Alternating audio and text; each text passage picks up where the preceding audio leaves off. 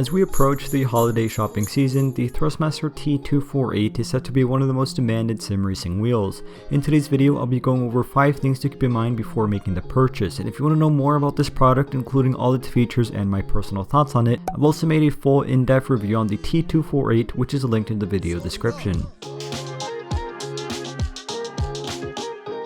As of the making of this video, the Thrustmaster T248 is currently only available for the PlayStation 4 and 5 as well as PC. If you're on Xbox, however, Thrustmaster will also be releasing the exact same wheel with Xbox One, X, and S compatibility sometime in early December. So, will the Thrustmaster T248 work with Xbox, PlayStation, and PC?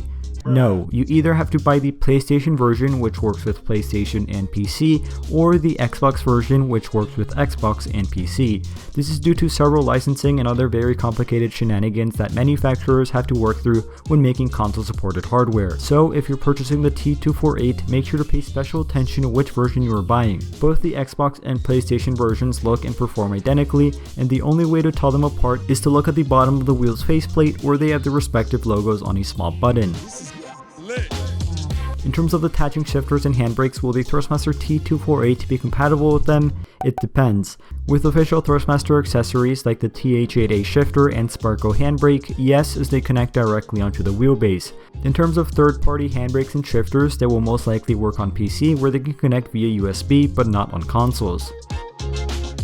Could you use a separate Thrustmaster wheel rim with the T248? Unfortunately not, as this wheel cannot be removed from the wheelbase since it has no quick release. The included T3PM pedals connect directly onto the T248 wheelbase. However, since it uses an RJ12 output and not a USB, it can't be used as a standalone alongside other non-Thrustmaster wheels.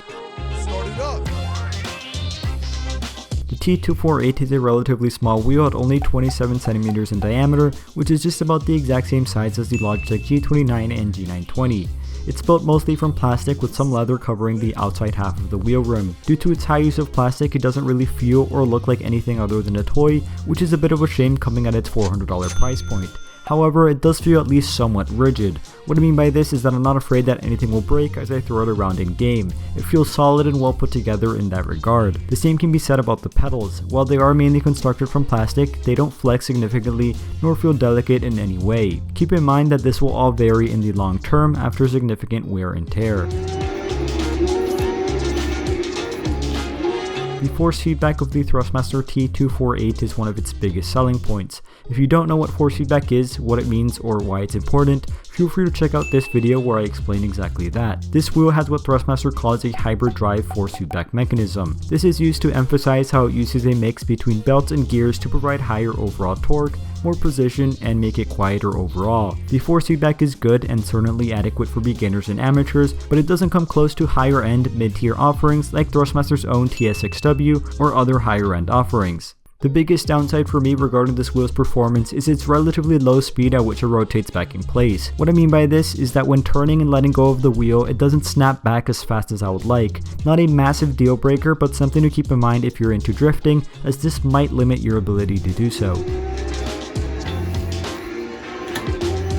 The T248 features Thrustmaster's brand new magnetic paddle shifters, which you should be aware of for several reasons. While they do feel relatively good to press down and take mere milliseconds to react, they are far too loud. Just take a listen.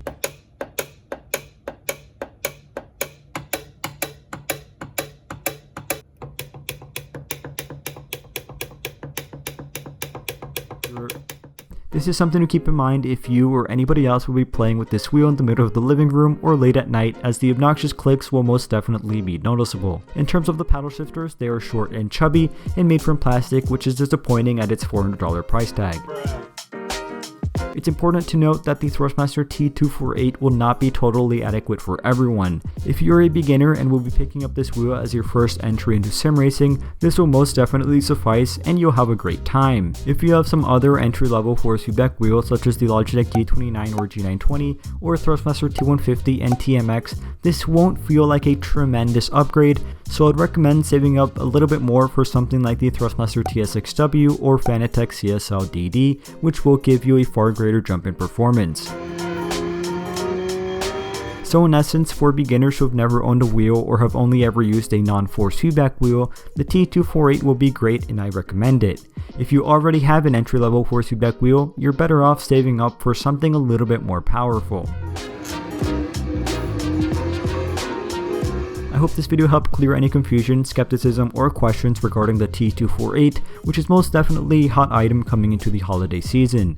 If it has, consider pressing the like button, and if it hasn't, comment down below and I'll try my best to answer it. As always, thank you all for watching, stay safe, and have a fantastic rest of your day.